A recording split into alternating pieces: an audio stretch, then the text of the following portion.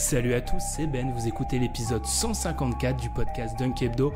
Au programme, le Magic d'Orlando. Est-ce que la franchise va regoûter aux playoffs après 6 saisons de disette? On en parle avec Tom. Ça va Tom? Ouais, ça va et toi? Ça va très très bien Tom, et l'épisode 154, c'est parti.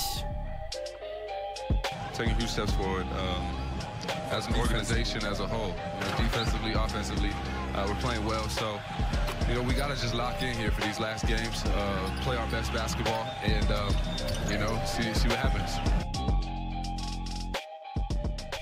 Plus que 3 petites victoires, c'est ce qui manque au Magic d'Orlando pour réaliser sa meilleure saison depuis 2011-2012, pour la première fois depuis cette saison. Et oui Tom, ça fait longtemps, Orlando est dans la course aux playoffs à quelques matchs de la fin.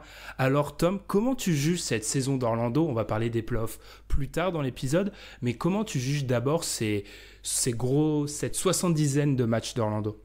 En gros, Orlando, quand je regarde le profil d'Orlando, je me dis, tu peux le voir dans deux sens. Soit tu te dis, putain, ils peuvent encore gagner la South East, ou tu te dis, ah ouais, ben la South East, elle est vraiment faible. Mais en gros, c'est une équipe qui est assez bizarre dans le profil de ses victoires et ses défaites. C'est une équipe qui est capable de sortir de gros matchs face aux grosses équipes et qui peut aussi être un peu laxiste face aux petites équipes. Donc du coup, ils sortaient de 5 victoires consécutives avant le All-Star Game où ils avaient battu notamment Charlotte, Milwaukee, Minnesota, Atlanta et les Pelicans avant que ça explose. Et depuis, ils sont limite tout juste à 50% en fait.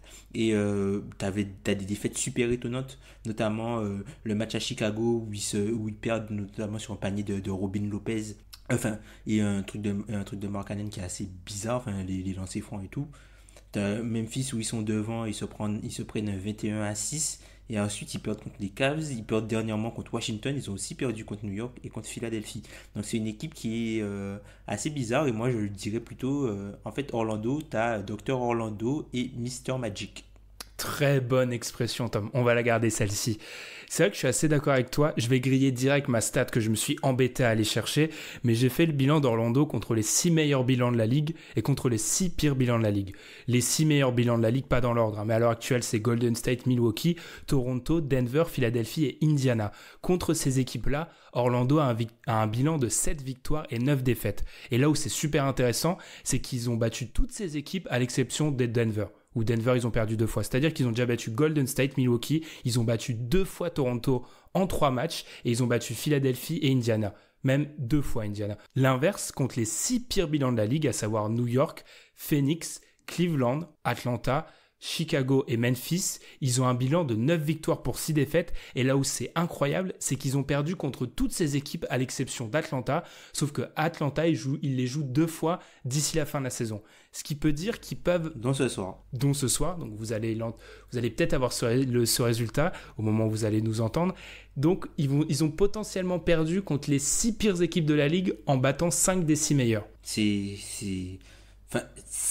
incroyable ce truc-là. Ça n'arrive pas, ça n'arrive jamais. Mais j'ai pas eu le temps de vérifier, mais je pense que déjà, il y a très peu d'équipes qui ont battu 5 des 6 meilleures équipes de la ligue. Je pense qu'il y en a. Et à l'inverse, qui ont perdu contre... Parce que perdre contre les Knicks cette année, il faut y aller quand même, il faut être honnête. Et ils ont perdu récemment en plus contre les Knicks. Oui, il y a eu... c'est pendant le mois de mars, là, juste après le All-Star Game qu'ils ont perdu, même contre les Cavs. Totalement. Ils se font démonter par les Cavs. Et du coup, Tom, comment on peut expliquer cette inconstance qui est assez incroyable? Parce que quand on regarde le match contre Golden State, alors certes, le match qui gagne récemment à domicile contre Golden State, Kevin Durant est absent, certes, mais ils font un match d'une excellente qualité à Orlando. Ils ne volent pas leur victoire, très loin de là. Non, du tout. Et à l'inverse, surtout le quatrième quart-temps où, après déjà quand tu vois le match un peu, tu vois le troisième quart-temps, tu te dis ok c'est mort, et ils trouvent quand même la ressource pour revenir dans le quatrième et sortir un gros quatrième. Et après tu te dis mais pourquoi ils jouent pas tout le temps comme ça en fait? Exactement. Tu vois, on parlait la semaine dernière des Lakers et du sentiment d'urgence. Cette équipe-là, en fait, t'as pas le sentiment d'urgence, il peut être là d'un quart de temps à un autre. C'est bizarre. Ouais, ils sont vraiment ultra inconstants. Et j'écoutais une émission de radio avec leur GM John Heyman qui était sur la radio d'Orlando. Alors, pour être honnête, les radios d'équipe n'écoutaient jamais d'épisodes parce que c'est lisse. Enfin, c'est des employés de l'équipe qui font l'émission, donc forcément c'est lisse. Et le truc qui est revenu, et je pense pas que c'était juste du bullshit et de la com, merci, je trouvais plus le mot.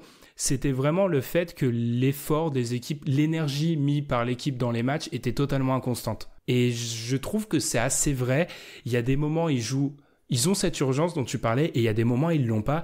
Et j'ai quand même la sévère impression, et je suis pas le seul à l'avoir, qu'ils s'adaptent beaucoup au niveau de l'adversaire. Après, c'est vrai que c'est une équipe qui... Voilà, Orlando, c'est une équipe qui n'est pas forcément très regardée. Enfin, même si on prend notre exemple, par exemple, le podcast qu'on a sorti il y a 2 semaines, on s'est rendu compte après en l'écoutant qu'on n'avait pas parlé d'Orlando et personne ne l'a remarqué, tu vois. Enfin, non, ça, c'est fabuleux, ça. Ça, tu vois, c'est pas une équipe qui est forcément très suivie. Ils n'ont pas forcément de matchs non plus à la télévision nationale. Donc, ce qui se passe à Orlando, ben voilà, tu vois, si Vucevic il faisait ce qu'il faisait, par exemple, cette saison, je sais pas moi, par exemple aux Lakers ou dans une franchise beaucoup plus huppée, on en parlerait beaucoup plus. Alors que là, le gars, il fait une saison qui est exceptionnelle par rapport à ses standards et par rapport à ce qu'il a déjà fait dans sa carrière. Et c'est limite, bon voilà, il est juste entre guillemets, juste All-Star. Et après, pour revenir sur le côté inconstance dont tu parlais, je pense que c'est aussi lié aux joueurs en fait qui composent un peu le corps d'Orlando. Il faut savoir qu'Orlando, c'est une équipe qui a nommé 3 capitaines, non pas un, ils en ont 3. Ce sont les 3 joueurs qui sont là depuis le plus longtemps. Evan Fournier, Nikola Vucevic et Aaron Gordon. Non, ce ne sont pas les 3 plus payés, car notre ami Timofey Mozgov, qu'on salue, est encore à Orlando. Et ben du coup, en fait, ces 3 joueurs-là, quand tu regardes bien leur parcours, c'est jamais des joueurs qui ont eu vraiment affaire à un sentiment d'urgence. Fournier, il a joué les playoffs une fois quand il était, je crois que c'est sa saison rookie, quand il était à Denver, où il était dans l'équipe de Denver menée par André Iguodala. Et ensuite, Vucevic et Gordon, ils ont toujours été, entre guillemets, dans la loose, quoi. Mais donc, du coup, peut-être que c'est ça, en fait, on leur demande normalement, ça vient des leaders, tu vois, un insufflé. Alors, autant Evan Fournier, tu peux pas lui reprocher de jouer dur, parce que dans les matchs que tu regardes, certes, c'est pas forcément... très joli, il n'est pas toujours à droit, mais tu peux pas lui reprocher. Il n'est pas soft, Fournier. Tu vois, il joue toujours avec détermination. Par contre, tu vois, Gordon, Vucevic, parfois tu peux te poser certaines questions. Ils sont un peu, ils sont en dilettante, voilà, c'est ça. Ouais, parfois. Et je suis assez d'accord avec toi. On le dira jamais assez. On l'a déjà dit la semaine dernière avec les Lakers. Quand tu es dans une course au playoff, c'est important d'avoir des joueurs qui sont déjà passés par là, parce que c'est limite, tu joues 2 mois de playoff supplémentaires en fait. On va dire que le Magic, depuis un peu avant le All-Star Break, ils sont en mission commando. Et ce qui est incroyable, c'est de voir que dans cette mission-là, il y a des matchs où ils passent à côté. Il y a des matchs où ils perdent contre les Cavs, tu l'as dit. Je sais qu'on a tous les deux regardé ce fameux match tout récent contre Washington à Washington, où ils sont menés en début de match, ils recollent petit à petit, ils entament le 4e quart-temps au coude à coude avec Washington, et là, ils perdent dans le clutch, mais sur des actions, on va en parler, c'est incroyable de laisser passer certaines de ces actions. Quand tu joues, c'est un de tes adversaires directs. Alors certes, Washington est à 2 matchs derrière à l'heure actuelle, mais c'est quand même une équipe que tu pouvais définitivement éliminer de la course au play-off. Totalement. Tu peux pas laisser Bradley Beal ouvert à 3 points à 5 minutes de la fin à un moment. Ça, notamment, faut dire que Bradley Beal avait déjà commencé à faire un sacré chantier sur le match. Enfin, notamment, moi je comprends pas comment ils ont fait pour, tu vois, le laisser driver à chaque fois. Après, peut-être qu'ils avaient pas le choix, c'était peut-être le plan de jeu d'essayer de faire en sorte que Bradley Beal score tout et d'isoler de ses coéquipiers. Sauf que ça n'a pas marché du tout, parce que notamment, ils ont eu énormément de problèmes pour contenir Thomas Bryant. Tu vois, quand tu parlais on parlait un peu de Vucevic, un peu le côté lazy, tu as une différence saisissante entre Thomas Bryant et Vucevic sur ce match-là. Quand tu vois l'énergie déployée par Bryant, notamment sa capacité à se mouvoir et notamment à bien utiliser le dunker spot, entre guillemets, un peu légèrement sous l'arceau, et à se présenter au bon moment, notamment soit sur les pick and roll ou soit sur les cuts, où il arrive à se mouvoir, et l'énergie et tous les intangibles qu'il dégage. Et à côté, tu vois, Vucevic, certes, c'est un bon joueur, hein. Vucevic est bien meilleur sur le match, mais tu vois, il n'a pas le côté intangible en fait, et je pense que c'est ça qui fait vraiment défaut à cette équipe-là. Totalement. Et puis Vucevic, qui est certes All-Star et qui fait une bonne saison, comme tu l'as dit. Exceptionnelle saison. Pour ses standards, comme tu l'as dit, je dirais pas jusqu'à dire exceptionnel si on compare avec tous les autres joueurs de la Ligue. Quand on regarde ce fameux match, on voit quand même, et c'est pas un hasard, je pense que tout le monde sait maintenant comment attaquer la défense d'Orlando. On va revenir sur leur défense. Il y a vraiment mise en avant du pick and roll pour cibler DJ Augustin et Nikola Vucevic. Et là, on sait que Thomas Bryant s'est amusé, Satoransky a fait son chantier, Bradley Beal aussi. Et c'est ça qui est assez surprenant avec cette équipe d'Orlando, c'est que malgré leur statut de très bonne défense, bizarrement, quand on regarde leur match sur les pick and roll, c'est loin d'être une défense très inspirée. Après, c'est aussi une défense qui est un peu comme... Clifford, moi, je pense que c'est un peu un coach à la... le coach de Détroit qui était à Toronto, un peu à la Casey. C'est-à-dire que c'est un coach qui te donne un plafond, un plancher qui est plutôt correct en fait, par des systèmes de jeu simples. Clifford, défensivement, là où le seul truc où je trouve que moi Orlando est elite défensivement, globalement, c'est le rebond, puisqu'il y a un très très gros travail au niveau du rebond, la protection du cercle, et même, tu vois, tout ce qui est auto, les box-out, tout ça. Orlando, ils sont vraiment très bons. Ils ont très rarement des secondes chances contre eux, et quand il y a les secondes chances contre eux, ils se font punir directement. Ça, c'est un truc, ils sont vraiment... C'est pas une équipe qui va se battre elle-même, notamment sur le secteur du rebond. Après, défensivement, c'est une équipe qui donne énormément de tirs à mi-distance à l'adversaire. Ils donnent très peu de tirs au cercle et très peu de tirs à 3 points. Donc, du coup, tu vois, c'est un peu une équipe analytics défensivement. Donc, du coup, sur 100 possessions, tu comprends, mais sauf que d'une possession à l'autre, tu comprends pas vraiment pourquoi ils sont une si bonne défense, en fait. Puisqu'il n'y a rien qui l'explique quand tu regardes. Ouais, totalement. Et c'est pour ça qu'on se disait avant de commencer à enregistrer, je l'ai dit, Orlando, c'est vraiment une équipe qui permet de montrer en quoi les 100% terrain, c'est-à-dire les gens qui renient totalement les stats, sont dans l'erreur. Parce qu'il y a des trucs que tu peux comprendre avec Orlando en regardant les stats qui vont t'aider à avoir un plus gros échantillon. Mais à l'inverse, les 100% stats qui cherchent à regarder que les stats de façon bête et méchante auront complètement faux avec Orlando, parce que Orlando, tu peux pas faire une moyenne tellement l'écart il est grand entre leur haut et leur bas. Tu peux pas non plus regarder à travers les stats. Faut réussir à faire le mix des deux. Et juste pour en revenir au rebond, c'est une vraie progression pour eux, parce que moi, qui ai souvent été critique à Orlando, faut se rappeler qu'il y a un moment où, malgré les additions, quand ils avaient eu Biyombo par exemple, c'était une équipe qui était pas bonne au rebond, ce qui était une aberration totale. Alors qu'ils avaient des gros rebondeurs, c'est juste que le système était pas bon. Là, il y a une amélioration par rapport à ça. Mais c'est vrai, comme tu l'as dit, pour un peu conclure ce bilan d'équipe, on est face à une équipe, on a vraiment l'impression que match après match, on a un visage différent. Et c'est assez déroutant de regarder Orlando et de les voir perdre contre Washington, les voir ensuite se réveiller à domicile et faire un match d'une bonne facture contre Cleveland, 2 semaines après avoir fait un match exceptionnel contre les Golden State. Enfin, c'est vraiment... Juste pour conclure, j'avais lu un article de Oops Habit qui disait que le Magic était l'équipe la plus frustrante de la ligue. Ah ouais, moi c'est... Tu penses que c'est carrément. Puisque tu comprends pas pourquoi la lumière s'éteint en fait tout d'un coup pour cette équipe-là. Non mais c'est sérieux. Tu vois par exemple le match d'Indiana. Le match d'Indiana, de mémoire, ils font un bon 3e quart-temps, correct, machin. Non, même pas. Ils font un mauvais 3e quart-temps. Et puis 4e quart-temps, ils arrivent à revenir, tout ça. Tu comprends pas ce qui se passe. Même, tu vois, par exemple, le match contre Washington, où, t'as un moment où si Isaac, dans le 3e quart-temps, il met pas dedans, ben, ils sont faciles à moins 20, quoi, à la fin du 3e.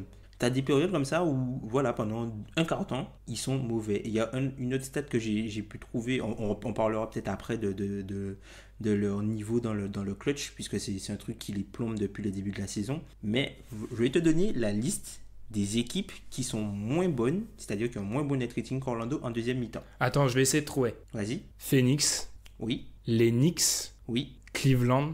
Oui. Les Hawks. Ouais. Les Bulls. Ouais. Et les Grizzlies. Ouais. Il y en a encore? Ah, C'est tout. Ouais, donc c'est les Donc, c'est les groupes. C'est le même groupe, d'accord. C'est les 6 Voilà. pires bilans. C'est les 6 pires bilans. Voilà, ce sont les seules équipes qui ont un moins bon net rating qu'Orlando en deuxième mi-temps. Sauf que ces équipes-là, elles jouent la loterie et Orlando joue les playoffs. Mais le truc par rapport à Orlando, c'est est-ce que toutes ces déficiences qu'on met en avant s'expliquent pas par le fait qu'on est face à une des rares équipes qui, en 2019, se base sur sa défense et qui, à l'exception... Enfin, contrairement aux autres équipes qui se basent sur leur défense, ils n'ont pas de grands attaquants pour leur permettre d'avoir un niveau décent en attaque. Parce que j'ai l'impression qu'on est arrivé à un stade en NBA où quand tu te bases sur ta défense, avec les attaques qui deviennent de plus en plus folles, de plus en plus fortes et surtout, malgré le fait qu'on a espacé moins de back-to-back, etc., il y a une dimension physique qui est de plus en plus présente. Ça devient très difficile de se baser sur la défense uniquement, quoi. Surtout quand, on n'en a pas trop parlé, mais l'attaque d'Orlando, c'est très compliqué. Ouais. C'est Vucevic, voilà, des pen touch, voilà, beaucoup de ballons dans la raquette c'est lui le hub offensif. Et après, l'attaque s'organise là. Après, juste pour rajouter un petit peu de choses à ce que tu as dit, non seulement c'est une équipe qui se base sur sa défense, mais qui se base sur sa défense avec un pivot défensif très moyen. Là où les autres équipes qui se basent sur leur défense, si par exemple on peut prendre l'exemple de Utah ou même l'exemple de OKC, Philadelphie et Philly, qui se basent sur des solides pivots défensifs. Ouais. C'est bizarre. Enfin, c'est pas que c'est bizarre, mais c'est pas le cocktail le plus logique. C'est ça qui est un peu déroutant. Steve Clifford, voilà, qui lui a toujours mis l'accent sur la défense et le système défensif partout où il est passé. C'est ça qui est très très déroutant avec Orlando, c'est que tu vois cette équipe avec un top 10 dans le top 10 du rating défensif, puis après tu regardes leur match et tu te dis, alors sur cette phase-là ils sont pas très bons, sur cette phase-là non plus ils sont pas très bons. Et comment ils font pour être dans le top 10 en fait? C'est ça c'est une équipe extrêmement déroutante. On va peut-être passer à un peu plus du cas par cas. Et j'aimerais bien qu'on parle d'Aaron Gordon pour la simple et bonne raison qu'en fait, je t'ai fait une comparaison en off et tu m'as dit tu dois absolument la répéter, celle-ci. Je te parlais d'Aaron Gordon et je t'ai dit j'ai l'impression qu'Aaron Gordon, il joue comme Blake Griffin joue actuellement sans avoir eu la phase de Blake Griffin au début de sa carrière, c'est-à-dire très proche du panier, qui domine sur sa dimension physique. J'ai l'impression qu'il saute une étape, Aaron Gordon, et qu'il cherche déjà à être plus sur le périmètre sans jamais s'être vraiment trop approché du cercle. Surtout qu'il est nettement moins bon. Ouais. C'est surtout qu'il est nettement moins bon en fait. Après, Aaron Gordon, tu vois, je pense qu'on avait fait un épisode sur lui, je crois que c'est l'an dernier, il me semble. On était tous les deux encore et je crois que c'était sur Orlando, et on parlait du fait que c'est un gars qui, comme il n'y avait pas forcément beaucoup de créateurs, qui prenait à sa charge la création, sauf qu'il était très mauvais à ça en fait. C'est un gars qui était plus au fur et à mesure que les années passent, c'est un joueur qui dunk beaucoup moins, qui a beaucoup moins de paniers proches du cercle, puisque il se contente de créer, et malheureusement pour lui, son handle n'est pas assez bon pour qu'il puisse se rapprocher du cercle et avoir des paniers à haut pourcentage. Et malheureusement, plus lui, il aura des responsabilités offensives, moins bon sera l'offensive rating d'Orlando, et du coup, plombera l'attaque globalement de l'équipe. Mais je pense que maintenant, il est dans sa 5e saison. On a compris maintenant que ce rôle qu'on a voulu lui faire jouer de joueur qui porte un peu la balle, c'est peut-être trop tôt. On en a parlé aussi avant d'enregistrer. Tu as dit que c'était trop tôt et je pense que je suis d'accord. À l'heure actuelle, il ne faut pas le faire jouer ainsi. Il faudrait, dans l'idéal, qu'il soit loin du ballon. Mais le problème, c'est qu'il y a un tel déficit de playmaker du côté d'Orlando qu'on a un petit peu forcé de lui donner la balle. C'est ça. Et même, tu vois, même dans son style de jeu, j'ai l'impression que c'est en fait... C'est un gars qui a un jeu d'intérieur, mais qui veut se forcer un peu à être un joueur de périmètre. Tu vois, notamment quand notamment par exemple sur le match contre Washington, où il y a pas mal de possessions off-screen pour lui. Tu vois, moi ça m'a troublé de voir voilà, le mec qui fait des sorties, il va prendre des catch and shoot en sortie d'écran, quoi. Moi ça m'a troublé de voir Gordon faire ça. Je m'attendais plus à voir, tu vois, le gros rollman finisseur, tout ça, mais il joue un peu comme un extérieur. Après, je pense que pour son développement, c'est une bonne chose chose. Sauf que comme aujourd'hui, c'est pas un joueur qui est très efficace là-dessus, bah du coup, il plombe un peu l'équipe. Mais après, c'est le côté aussi difficile du développement de joueur, quoi. C'est un joueur qui a toujours connu des coachs différents à chaque année où il était là. Donc, il est à chaque fois utilisé dans des rôles différents. Et lui, il doit essayer de faire grandir son jeu, tu vois, pour augmenter sa valeur et pour, du coup, aller essayer de dépasser ses limites. Puisque, globalement, ce gars-là, s'il devient un playmaker moyen, c'est un potentiel All-Star. Ouais, oui, oui, totalement. Avec ses capacités défensives et en plus son aspect physique, il a tout. C'est juste que je pense qu'il aurait plus... Après, c'est tellement facile de dire ça, mais il aurait plus de facilité à développer ses qualités de playmaker si de base il y avait un premier playmaker installé C'est ça. et que lui serve juste de complément. Sans manquer de respect à DJ Augustin. DJ Augustin, Qui est voilà. honnête. C'est... Voilà, c'est notre meneur, le meneur honnête, quoi. Le truc, le Collison. Tu vois, Ouais. le mec qui fait fonctionner les trucs. Tu vois, par exemple, Gordon, moi, j'aurais vraiment aimé. Je pense qu'il aurait vraiment gagné à être dans, tu vois, un peu à un endroit comme Portland. Je Mhm. pense que là, on verrait vraiment la pleine mesure de son talent. Ou Indiana. Ça. Indiana serait déjà mieux pour lui. Mais c'est pour ça, on en parlera quand on va conclure l'épisode sur leur avenir. Mais inévitablement, et je sais que là je rejoins les propos d'Alan que je salue, ils vont devoir trouver un meneur à un moment pour le développement même de leurs jeunes joueurs. C'est même plus possible à ce moment-là. Enfin, on a l'impression aussi Aaron Gordon étant sa 5e année NBA, le meilleur meneur qu'il a eu à côté de lui, c'est DJ Augustin. DJ Augustin, oui. Bah, c'est ça. Hein. C'est quand même... Et il a eu du monde. Hein. Il a eu du monde. Hein. C'est Même quand là, même... cette saison, t'as du Jerian Grant, t'as du Isaiah Briscoe qui est honnête, mais c'est pas. Voilà quoi. Mm, Et alors que DJ Augustin, voilà, c'est un backup meneur, tu vois. Il a ouais. eu Elfrid Payton, et là, il se tape MCW. Il va se taper MCW. Qui a été ramené Michael Carter-Williams pour la défense dans le 5 remplaçant, en croire les déclarations. Voilà. Je dis juste ça comme ça. Ouais. Sur un autre petit bilan individuel, c'est peut-être pas logique de continuer avec lui dans la hiérarchie du groupe, mais j'aimerais bien qu'on parle de Jonathan Isaac parce que je sais que c'est un joueur que tu apprécies. Donc je vais te lancer sur lui. Il y a plein de joueurs que j'aime bien à Orlando en plus. C'est ça. Isaac, C'est pour ça que tu les mets tout le temps trop en fait. Iwundu, en fait, l'Iwundu que tu m'avais volé Oui. lors de notre draft. Malvin Frazier aussi que j'aime bien. Jarrell Martin. Ouais, il y a pas mal de joueurs d'Orlando que j'aime bien. Ben, par rapport à Isaac, moi je trouve que il est dans une étape logique de son développement. Enfin, moi c'est un gars que je trouve pour la NBA moderne vraiment très bon. Là où je pense qu'il y a son plafond, là où on verra la limite de son potentiel, la limite de son plafond, c'est à quel moment il sera capable de offensivement capable de faire tout seul. C'est-à-dire qu'aujourd'hui, défensivement, c'est un gars qui est bon sur l'homme, qui est bon un peu dans la défense d'équipe, qui manque un peu de coffre physique pour pouvoir défendre de 1 à 5, puisqu'il a encore du mal. En gros, c'est un gars qui est beaucoup plus à l'aise aujourd'hui pour défendre le périmètre que pour défendre la raquette. Alors qu'à terme, je pense que c'est un gars qui pourrait être très bon de 1 à 5. C'est un peu une version moderne d'un gars comme Kirilenko, tu vois. Il est un petit peu moins costaud, mais c'est un peu le joueur touche à tout. Et je pense que ça, en fait, ça a de la valeur d'avoir un joueur comme ça dans la construction de ton effectif, puisque tu peux lui permettre de faire ce qu'un autre joueur que tu auras dans l'effectif ne fait pas. En gros, tu vois, il a plusieurs cartes et en fonction des joueurs que tu peux lui associer plein de types de joueurs différents. Et du coup, je trouve que ça a vraiment une grosse valeur. C'est un peu ton joker dans la construction d'équipe. Alors, je ne sais pas si ça deviendra un jour le leader d'une équipe, mais ça peut devenir un peu, tu vois, un joueur à la Chris Middleton, toi, par exemple. Oui, ça peut être un très bon joueur de complément. Et en regardant un peu le match d'Orlando, j'étais assez surpris de voir qu'avec Aaron Gordon, parce que ça a été un petit peu la grande question au moment de sa sélection, avec Aaron Gordon, ça peut marcher. Ça marche peut-être pas parce que ce qu'il y a autour, c'est peut-être pas idéal, mais les deux ensemble peuvent jouer. Ça fonctionne, ouais. Ça fonctionne puisqu'ils sont assez bons sur le périmètre, les deux. Et ça fonctionne aussi parce que Aaron Gordon se projette énormément dans le périmètre. C'est pour ça. D'ailleurs, Isaac joue beaucoup plus 4 que Gordon, hein, moi, de ce que je vois. Il joue vraiment plus, vraiment 4, parfois aux côtés de Vucevic. Alors, parfois en attaque, il a tendance un peu à aller sur le périmètre, un peu pour écarter les défenses, tu vois, être un peu le stretch fort. Mais défensivement, je le vois vraiment plus 4. Totalement. C'est aussi pour ça que je parlais des stats. On regarde, j'ai même pas fait le test, mais on regarde sur Basketball Référence.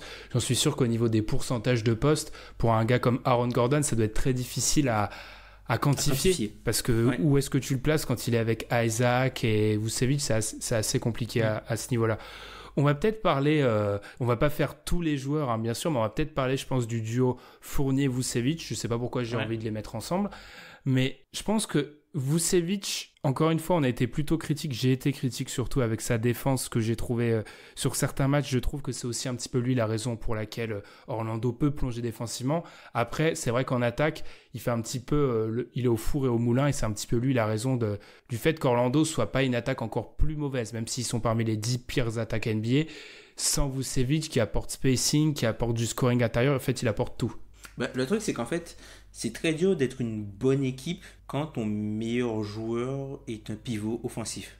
Alors oui, on va me sortir l'exemple Nikola Jokic, mais le Nikola Jokic, c'est un pivot offensif qui a un standard exceptionnel. Enfin, si genre un joueur fait 80% de ce que... Si un joueur a 80% du niveau de Vucevic dans ce qu'il fait, je pense que l'équipe ne sera pas aussi bonne. Parce que quand tu regardes par exemple le niveau d'un gars comme Towns offensivement et où sont les Wolves, tu te dis c'est compliqué de gagner énormément avec un pivot offensif. Après, Vucevic, il fait sa meilleure saison en carrière. Enfin, quand tu vas prendre quelques stats avancées sur lui, notamment sur son impact, c'est le 4e pivot de la ligue à l'offensive rate plus-minus. Il est 8e en défense. Ça, c'est probablement lié au rebond, puisque quand il est sur le terrain, il y a un très haut niveau de rebounding percentage pour l'équipe. Et il est 2e au rate plus-minus derrière Jokic, qui est encore invaincu à cette stat pour le poste de pivot. Donc en gros, Vucevic, moi, il y a un truc qui m'a surpris en fait dans son jeu. Je pensais le voir faire un petit peu plus de post-up, mais je trouve qu'il prend beaucoup de mi-distance en fait. Et c'est un truc qui me trouble. Il est beaucoup au large et il prend beaucoup de mi-distance. Ouais, je suis d'accord. Après, c'est peut-être pour avoir un mini spacing entre guillemets, puisque voilà, les Gordon, les Isaac, tout ça, ils ont besoin d'espace pour pénétrer, tu vois. Même Fournier qui est un bon driver, mais qui est pas forcément un premier playmaker, a peut-être besoin de décalage pour pouvoir faire la différence sur ses adversaires pour après apporter et pénétrer et apporter un peu de gravité et débloquer un peu son jeu. Donc peut-être que c'est systématiquement, c'est un truc de système en fait qui soit là, mais je trouve qu'il prend vraiment pas mal de distance. Je pensais le voir un petit peu jouer plus près du panier. Oui, non mais je pense que c'est totalement, en fait, tu as répondu à ta propre question, je pense que c'est par nécessité et que souvent, enfin quand ils jouent avec leur 5 principal, donc qui à côté de Augustin, Fournier, Gordon, Isaac. Dans les matchs où Gordon mais pas forcément externe, t'es un petit peu obligé d'avoir Vucevic pour créer ce spacing, et c'est aussi parce qu'il est à l'aise à ce niveau-là. Ça permet de créer des espaces parce que tous les pivots ne sont pas taillés pour ressortir, même si il y en a de plus en plus. Donc je pense que c'est une nécessité. Je pense même que c'est un petit peu dans l'intérêt d'Orlando de jouer comme ça. Ah, peut-être. Hein. Ça fonctionne. Ouais. Moi, offensivement, je vois plus d'intérêt à ça que de... Parce que si tu commences à placer Vucevic sur du post-up, alors déjà autour, qui pour assurer du mouvement, parce que qui derrière la ligne à 3 points, enfin oui, il y aurait Augustin, Fournier, mais après c'est un petit peu l'embouteillage. Ça me paraît assez logique. Parce que c'est un joueur qui a quand même un bon jeu de passe, pas forcément du post-up uniquement pour scorer, mais tu vois, un peu de post-up pour créer, pour provoquer un peu de fautes, puisque Orlando, c'est une équipe qui provoque énormément de fautes. Et puis je pense que ça les aiderait un peu, tu vois, notamment dans les fins de match, puisque Orlando, cette saison, est une très mauvaise équipe dans le clutch. Après, quand on regarde Vucevic, c'est un des joueurs avec lequel, après DJ Augustin, parmi les joueurs qui ont des minutes significatives, c'est avec lui que l'attaque est la plus inspirée. C'est ça. Aussi la meilleure statistiquement. Donc, ça veut aussi dire que le joueur a de l'impact, et je pense que ça, comme tu l'as dit, il y a des petites raisons qui pourraient nous amener à croire que ça pourrait être bien de le mettre post-up, mais j'ai l'impression que le spacing d'Orlando tient tellement à rien. Avoir cette petite assurance de Vucevic externe, ça peut être pas mal pour eux. Puis même au niveau de la fluidité, tu vois, de l'attaque, est-ce qu'il y a assez des bons passeurs pour, même si Vucevic, tu vois, faire ressortir le ballon, est-ce qu'ils ont des joueurs dans leur 5 assez inspirés pour pouvoir faire payer Ouais, je comprends. Par exemple, faire payer une prise à 2 ou un truc comme ça, faire payer vraiment l'adversaire donner quelque chose pour se faire battre, quoi. Surtout que... Ouais, c'est vrai que ça peut...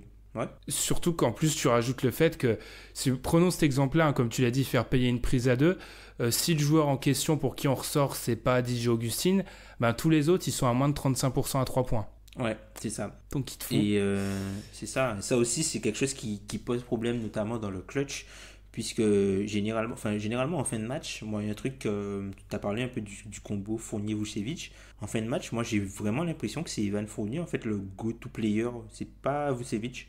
Ouais. Après, peut-être que c'est parce qu'en fait, quand tu es à l'intérieur, c'est plus difficile en fait d'avoir le ballon dans une bonne position. Donc, du coup, c'est plus compliqué d'aller chercher Vucevic puisque les équipes se préparent à ce qu'ils, entre guillemets, reçoivent le ballon.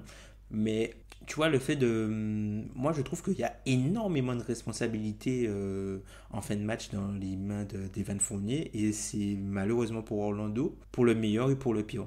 Donc, parfois, c'est très bien. Il y a des matchs où il les fait littéralement gagner les matchs. Il y a des matchs où c'est un petit peu plus compliqué, quand, par exemple, notamment quand il y a des oppositions un petit peu plus fortes, où il n'arrive pas vraiment à trouver son beau shoot, ou des matchs où il n'est pas à droit, parce que ce sont des matchs où ça peut arriver, quoi. Surtout avec un jeu un petit peu à risque comme ça, un jeu de temps percussion.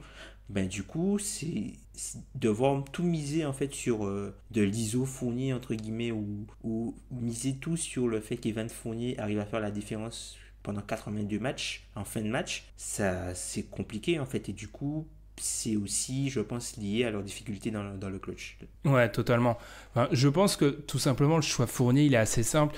C'est le seul joueur déjà extérieur, comme tu l'as dit, capable de scorer avec un petit peu de base de playmaking. Et enfin, c'est un petit peu le meilleur alliage qu'ils ont à offrir. C'est tout simplement ça. C'est un choix, je pense, par défaut. Ce qu'il faut rappeler, comme tu l'as dit, c'est vrai qu'il a un jeu à risque. C'est pas le joueur le plus adroit. En termes de pourcentage au tir, il doit être un petit peu au-dessus des 42%. Donc, c'est pas non plus une assurance au niveau du shoot. C'est un joueur de 1 contre 1 qui se respecte, mais loin d'être parfait. Donc, c'est pas l'élite, quoi. C'est pas l'élite, ouais. C'est pas le joueur que tu souhaites voir mener ton équipe sur une fin de match, logiquement. Ouais, c'est ça. Mais après, comme tu as dit, il n'y a pas vraiment de solution alternative, puisque après, en termes de playmaker, tu as DJ Augustin, mais DJ Augustin, il est plus dans de la création pour les autres. T'as Terence Ross, mais Terence Ross, je préfère donner le ballon à Evan Fournier qu'à Terence Ross. Enfin, personnellement, pour une création en fin de match, je préfère plus faire ça. Et puis après, en termes d'extérieur, ils sont très limités. Il y a pour rien d'autre. Sinon, c'est quoi de l'ISO Gordon? Ouais, c'est vraiment ultra limité. On va peut-être revenir, avant d'enchaîner sur les playoffs, on va peut-être revenir, si tu as envie de parler d'un ou deux autres joueurs. Je sais qu'on peut peut-être parler vite fait de Mo Bamba, qui est donc absent actuellement. Il a joué 47 matchs. Il a eu une intégration un petit peu difficile. Et j'ai l'impression que, tu vois, de ce qu'on parlait de Vucevic et du fait qu'il joue extérieur, eh ben, on a vu à quel point c'est important quand Mo Bamba était sur le terrain. Ouais, mais après, Mo Bamba, c'est un joueur, enfin, faut pas se leurrer. Cette saison, ça a été un joueur assez négatif, entre guillemets, pour son équipe.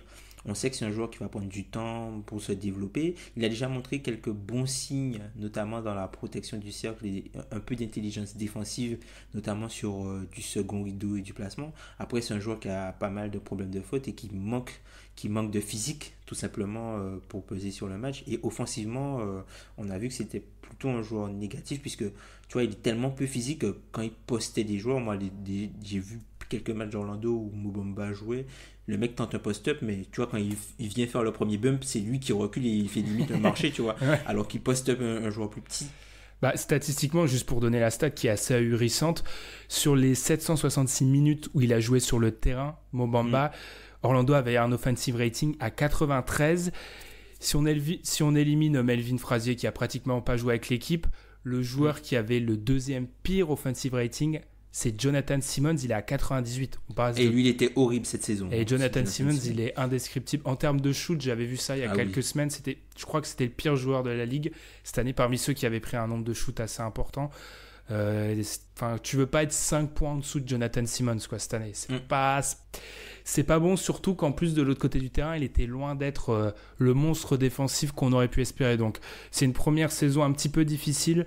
Après, il a des blessures et tout, donc ça va prendre du temps. Hein. C'est ça. Après, il était peut-être pas dans le meilleur environnement pour se développer. Si en 1 ou 2 minutes, tu veux parler de quelqu'un d'autre, comme tu l'as dit, il y a pas mal de joueurs que tu apprécies dans cette équipe. Moi, Khem Birch qui est assez intéressant, je trouve. Khem Birch qui est un peu un peu un joueur entre guillemets obscur, peut-être un joueur de hipster, je sais pas. Non, c'est moi, le niveau au-dessus de hipster. Combien Moi, de c'est un gars- personnes qui nous écoutent connaissent Moi, je Kyle pense qu'il y a Biot? des gens qui connaissent Kemba. Moi, c'est un joueur qui est assez intéressant. C'est un peu un pivot besogneux, mais un rim runner moderne, tu vois. C'est pas un gars qui a forcément du shoot à 3 points, mais c'est un gars qui est très bon sur les cuts, qui est très bon notamment à la protection du cercle et qui a de bonnes mains. Donc, c'est un joueur avec lequel tu peux facilement jouer des alley-oops par-dessus la défense et même jouer des pick and roll. Moi, je trouve qu'il est assez intéressant quand il joue avec Fournier et même Terence Ross, puisqu'il y a quand même une complémentarité, pardon, avec ces trois joueurs-là, puisque par exemple, quand Fournier a le ballon, par exemple, Terence Ross qui, lui, est un peu le shooter qui apporte de la gravité extérieure, et tu as Khem Birch, lui, qui met de la gravité au cercle et qui met de la pression, en fait, sur le cercle, et ça débloque pas mal de choses, notamment pour Evan Fournier. Et ça permet de jouer un petit peu avec Jerian Grant, qui, lui, reste dans un coin. Donc moi je trouve que Khem Birch c'est un gars qui peut être intéressant. Je pense que c'est un gars qu'il faudra peut-être surveiller sur le marché l'an prochain. Qui peut tomber, tu vois, un peu à la manière de Montrezl, tu vois, l'an prochain dans une équipe avec un petit contrat intéressant, mais qui peut apporter de bonnes minutes. Ou même, tu vois, à la Maxi Kleber par exemple. Ok. Et ben, on a un peu fini ce tour d'horizon d'Orlando. Je ne pensais pas qu'on allait faire 35 minutes à parler des joueurs d'Orlando. On va Et on enchaîner. n'a même pas parlé de Fultz, hein. Et on n'a même pas parlé de Fultz qui, ça c'est encore. Pierre va être content, il va nous dire, vous avez vu, Fultz, personne ne compte sur lui. On va enchaîner par une très bonne idée que tu as eue quand tu m'as envoyé un message sur la conversation de l'équipe et tu m'as dit, il faut qu'on fasse un prévisionnel victoire-défaite en prenant chaque match pour pronostiquer leur bilan de fin. Très bonne idée. Et moi j'ai répondu, oui, bonne idée. Et en effet, c'était une bonne idée. On va faire ça, Tom, durant ces 3-4 prochaines minutes. Orlando, il leur reste 12 matchs. Alors on enregistre. On va dire tout simplement victoire-défaite et ça va nous permettre de savoir est-ce que dans cette course au playoff qu'on va aborder après, où ils peuvent se placer. Ce dimanche, alors là on a potentiel... Ils sont sur un homestand, là. Ils sont sur 5 matchs de suite à la maison. Qui est assez scandaleux quand même comme enchaînement parce qu'il faut préciser qu'ils ont donc joué leur dernier match dans la nuit de jeudi à vendredi contre les Cavs. Ils rejouent dans la nuit de dimanche à lundi, donc 3 jours, et leur match d'après est dans 3 jours, c'est-à-dire qu'en 6 jours, ils ont joué 3 matchs. C'est parce qu'avant, c'était plus dur le calendrier, je pense. C'est vrai. Alors, premier match, ils jouent à domicile contre Atlanta, Tom. Je pense qu'ils battent Atlanta parce que Atlanta sort d'une défaite douloureuse face à Boston. Atlanta sort en back-to-back. Donc je pense qu'ils gagnent ce match-là. Pareil. Après, on ne sait jamais avec Orlando, hein. Pareil. Et je leur pronostique une autre défaite contre Atlanta, donc pas maintenant. Une victoire de plus donc pour Orlando contre New Orleans, Tom. New Orleans, vu ce qu'ils ont fait hier contre Phoenix, je pense qu'ils gagnent. J'avoue que ça faudra qu'on en parle.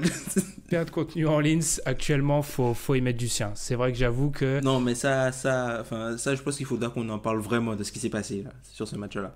Et ensuite, j'en perds mon calendrier contre Memphis à nouveau. Memphis qu'ils ont joué il y a une semaine de ça et ils ont perdu Orlando. Ouais, ils ont perdu. Je pense qu'ils gagnent ce match-là. Pareil, ils gagnent encore. Ce qui leur fait 3 victoires. Ce qui leur fait donc 3 victoires à additionner aux 32 qu'ils ont actuellement. Ils viendraient donc, comme je l'ai dit en début, en préambule, égaliser leur record sur les 6 dernières années. Incroyable. Et peut-être se rapprocher du titre de la Southeast avec un bilan négatif. Ouais, ce qui est assez horrible. Ben, t'imagines, Ben, s'il y avait toujours, quand tu es champion de division, tu as l'avantage du terrain. Non, mais ça aurait été scandaleux pour les 4. Non, mais ça aurait été un des exemples les plus scandaleux qu'on ait jamais vu. Philadelphie, le match d'après. Dernier match de leurs 5 matchs à domicile. Ils perdent, on est d'accord. Philly, je pense qu'ils gagnent Philly et qu'ils perdent Atlanta après. Je pense qu'ils gagnent Philly. Ils gagnent Philadelphie. Je pense qu'ils font sur le homestand. Ouais, je pense sur le homestand, je pense qu'ils gagnent tout. Moi, je leur donne pas, mais on verra. Alors ensuite, ils enchaînent 4 matchs à l'extérieur. Et là, c'est là où ça devient compliqué. Match, alors celui-là, faut se le noter parce que c'est assez incroyable de le dire. Il faudra un point d'or, ouais. Mais c'est le match le plus important de cette fin de saison, je pense. Parce qu'à l'ouest, le titre de la Southeast, c'est déjà fini. Ils se déplacent à Miami. C'est dans la nuit de mardi à mercredi, le 26, pas cette semaine, celle d'après. Tom, ils gagnent ou ils perdent ? Ils perdent. Ils perdent, on est d'accord.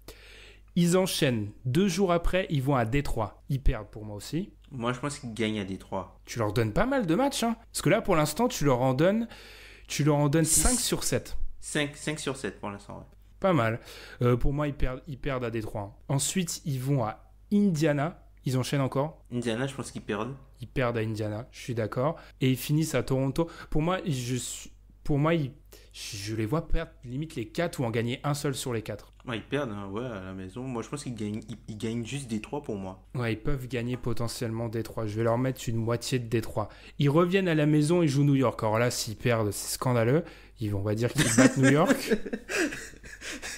Ils battent New York. Ils perdent contre Atlanta. Alors je suis sûr, mais celui-là, ils vont perdre. Moi aussi, je pense qu'ils vont perdre Atlanta. Le deuxième, je pense qu'ils perdent. 2 derniers matchs de la saison, ils vont à Boston, ils vont à Charlotte, ils perdent les 2 derniers. Moi, je pense qu'ils gagnent Boston, puisque Boston va faire reposer déjà à l'Orford, tout ça, Boston va faire reposer. Donc, je pense qu'ils gagnent, puisque là, il n'y aura plus de seeding. Donc, ce sera vraiment du repos pour les joueurs, entre guillemets, âgés. Donc, je pense qu'ils battent Boston et qu'ils perdent à Charlotte pour la dernière de Kemba. Mais qu'ils vont quand même en playoff. Ouais, c'est ça. Parce que là, donc si je prends tes pronostics à toi, tu leur en donnes 1, 2, 3, 4, 5, 6, 7. 7, ce qui les met à 39. 7 sur 12. 7 sur 12, c'est assez énorme, sachant qu'on parle d'Orlando. Ça m'impressionne que tu leur en donnes autant. Moi, je leur en donne 2 de moins, je crois. Ce qui les met à 37. Oh là, les playoffs à 37 victoires, ça c'est quand même fabuleux.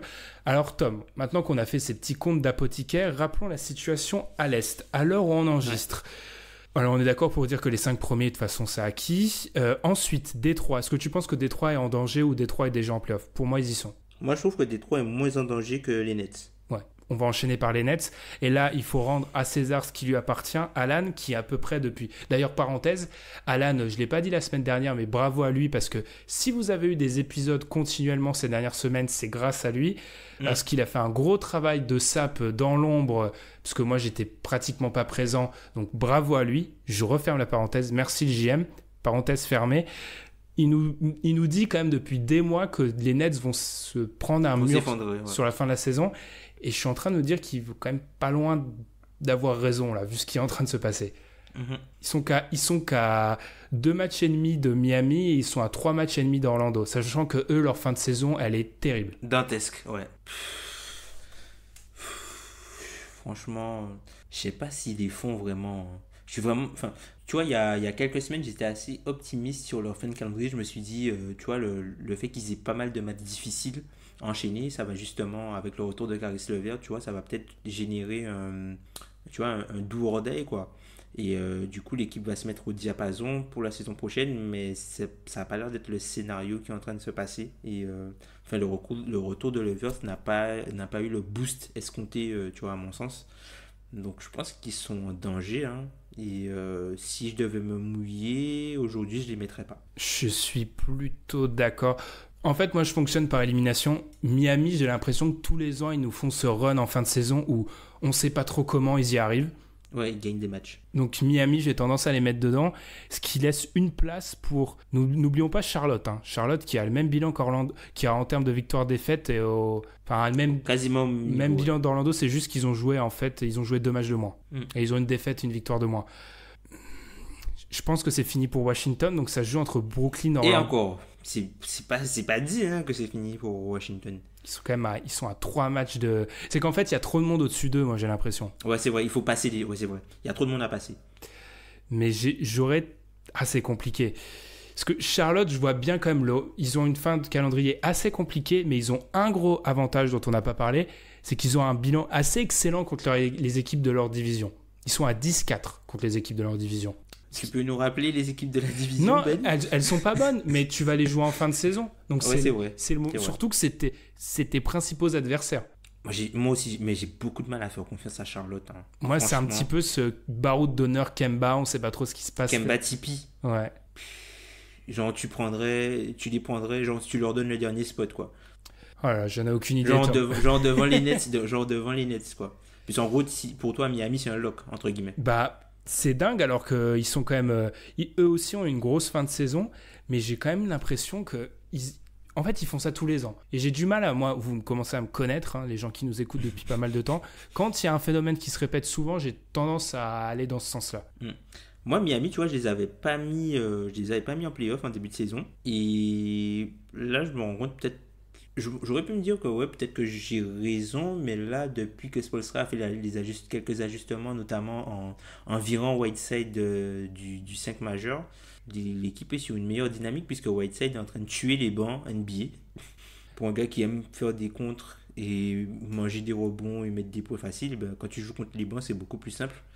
Et du coup, je me dis qu'ils vont peut-être y aller. Et du coup, je pense que le Magic sauterait peut-être les Nets, quoi. Parce que les Hornets, j'ai du mal vraiment. D'un côté, je t'avoue que là, j'ai quand même zioté le calendrier des Hornets vite fait. Et... c'est pas joli. Non, il est... quand tu vas à Golden State et à Utah vers la fin de la saison, c'est un petit peu compliqué, tu vois. Mais après, le truc qui peut être bizarre et qui peut... Tu vois, j'ai essayé de faire en fonction de la force du calendrier. Et Orlando a le calendrier le plus simple. Si tu prends par exemple Charlotte et Miami, Orlando a le calendrier le plus simple. Le souci, c'est qu'ils sont mauvais contre les mauvaises équipes. et puis la force du calendrier, tu vois, à ce moment-là de la saison, la force du calendrier te dira que c'est mieux de jouer Atlanta que les Lakers. Sauf qu'en réalité...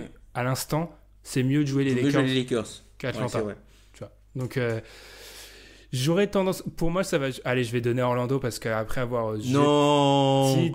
C'est incroyable, ça. C'est incroyable, Tom. Mais il y a quand même 3 matchs et demi, les Nets. C'est dingue. C'est vraiment la course au moins mauvais. Je vais donner Miami. Je vais donner Miami-Brooklyn. Et non, je ne vais pas donner à Orlando. Parce que Brooklyn, ils peuvent perdre 7 de suite. Alors là, c'est vraiment la fin du sprint final. Mais Orlando, ça fait quand même un mois qu'ils sont censés être en sprint final. Durant ce dernier mois, ils ont donc perdu. On a déjà fait la liste. Encore une fois, je l'ai dit il y a 2 secondes de ça, j'ai du mal à aller contre ce qui se répète. Et ce qui se répète, c'est que Orlando, ils échouent. Tous les ans, échouent. Désolé pour les fans d'Orlando. Donc, je ne vais pas aller contre ça. Mais je pense que n'hésitez pas à nous dire sur les réseaux sociaux qui vous voyez du coup conclure cette place, finir dans les 7-8, 6-7-8 même d'ailleurs, même si je pense que 6 des 3 c'est plutôt bien parti à l'Est. Tom, si on part du principe que Orlando y arrive et qu'ils me font mentir, moi la mauvaise langue habituelle sur le Magic, j'ai tendance à dire que par contre en playoff c'est une équipe assez dangereuse. Je pense que ça peut être une équipe assez dangereuse, par exemple pour Philly, notamment sur la défense d'un gars comme Ben Simmons et aussi la défense sur les extérieurs, genre la JJ Redick. Et ils ont du monde à envoyer sur les ailiers, tu vois, les Gordon, les Isaac. Bon, certes, c'est pas du même calibre que ce qu'il y a au niveau de Philadelphie, mais je pense que ça peut poser quelques problèmes. Je pense que ça peut être un match-up aussi compliqué pour une équipe comme Indiana, où Indiana aussi se base sur le fait de prendre entre guillemets un maximum de shoot ouvert et énormément de shoot à mi-distance et tout ça. Donc je pense que tu vois c'est plus dans leur style de jeu et ils ont déjà eu un peu de succès face à Indiana. Après je pense que tu vois les Boston, Toronto, voire Milwaukee, je pense que c'est à éviter. Même s'ils les ont battus, je pense que Milwaukee c'est à éviter. Je pense que tu vois par rapport à Toronto, il y a déjà eu 2 fois où ils les ont battus. Et j'avoue que je trouve que c'est pas un bon mariage pour Toronto. Alors que sur le papier, je pense pas que ce soit le match-up le plus embêtant. Ouais. Ça te convainc pas, je sais. Mais moi, j'avoue que j'aimerais bien plutôt pour les Toronto de tomber sur Détroit, qui est une équipe dont on sait les limites et qui peut très vite tomber. Ah oui. Moi, de toute façon, j'annonce, en dehors du 5... Orlando, on les a critiqués, c'est le pire match-up possible. Parce que on l'a dit, quand ils sont dedans, ils sont très très chiants à jouer. Détroit, on connaît Détroit. À Détroit, tu joues un bon small ball contre eux. Ils battent pas les grosses équipes, tu sais ce qui va se passer. Brooklyn, ils sont bien gentils, ils ont un jeu analytique, on sait comment les battre. Miami, on sait qu'arrivé à un certain moment, avoir une tripotée de role-player, c'est utile, mais ça les... C'est assez limite aussi. C'est assez limite. Kemba en playoff, on sait que tu pourras le cibler assez facilement défensivement. Ouais, et puis ils peuvent pas. Enfin, même si. Tu vois, pour jouer petit, ça va être compliqué. Et je pense qu'il n'y a pas assez de joueurs en qui tu peux avoir confiance au côté de Kemba, en fait. C'est ça, ouais. Parce qu'à partir du moment où tu lui fais le traitement qu'ont eu, par exemple, Lillard et McCollum la saison dernière, si ils ont ce traitement-là, les Hornets, ça va vite fait déchanter. Ouais, totalement. Et je pense qu'on va conclure comme ça, Tom, à part si tu as quelque chose à rajouter. Non, pas grand-chose, mis à part que j'espère qu'Orlando est en play-off. Écoute, à chaque fois, tu les mets un jour, ils vont réussir quand même. Ils vont quand même y arriver. Je t'avoue que là, ils sont quand même pas loin. C'est vrai que Brooklyn a certes 3 matchs et demi. Je les ai donnés là. Alors, attention, je précise juste un truc, je me méfie des tweetos. Quand on fait des pronostics comme ça en direct, moi j'avoue que c'est sur l'instant que j'ai fait mon pronostic, il n'y a pas une réflexion derrière de 30 000 heures.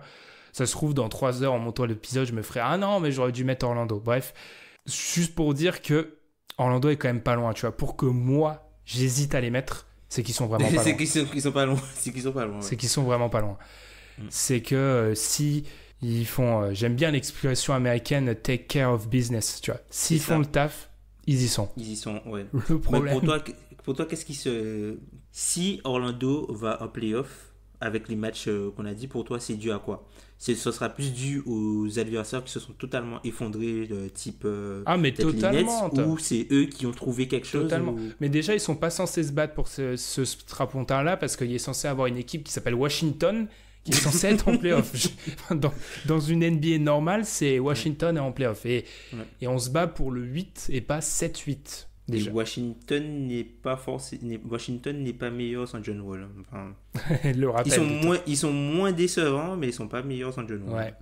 Mais, enfin, pour moi en tout cas. Oui, mais c'est vrai que là, si on prend nos pronostics de fin de saison, on est sur du 39, du 37 victoires.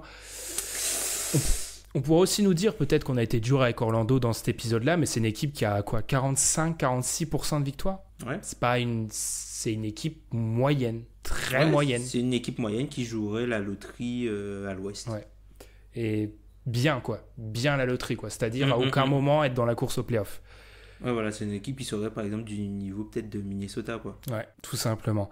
Et là-dessus, je pense qu'on va conclure cet épisode numéro 154. Une nouvelle fois, on réussira à tenir le nouveau format. Le nouveau format. Ouh là là là là, Tom, c'est trop beau. Je me demande combien de temps ça va tenir. Peut-être pas trop longtemps, mais c'est tant qu'on est qu'à 2, peut-être qu'on s'y tiendra. Après qu'on sera à 3-4, ça va être plus compliqué. Ça va être beaucoup plus compliqué. Du coup, on vous rappelle de nous suivre sur les réseaux sociaux comme Facebook ou Twitter, aussi sur les plateformes où vous nous écoutez, Spotify, Podcast Addict, Apple Podcast, etc. N'hésitez pas à lâcher des petites étoiles sur iTunes /Apple Podcast. Je sais jamais le nom que ça change tout le temps. Ça nous fait toujours plaisir, ça nous aide aussi à conquérir de nouveaux auditeurs. On va être de retour sur YouTube, on a fait une petite pause, on est de retour, vous inquiétez pas. C'est comme je l'ai dit, on a eu des semaines où c'est un petit exploit qu'il y a eu des épisodes, sachant que, et moi en grande partie j'étais assez absent, donc merci encore une fois Alan, et on est de retour sur YouTube, tout rentre à la normale. Du coup Tom, je te souhaite une bonne fin de saison, pas trop déprimante avec Memphis, j'espère. Un peu. Bon on va vite conclure l'épisode du coup. Et nous on vous souhaite une bonne semaine. Salut.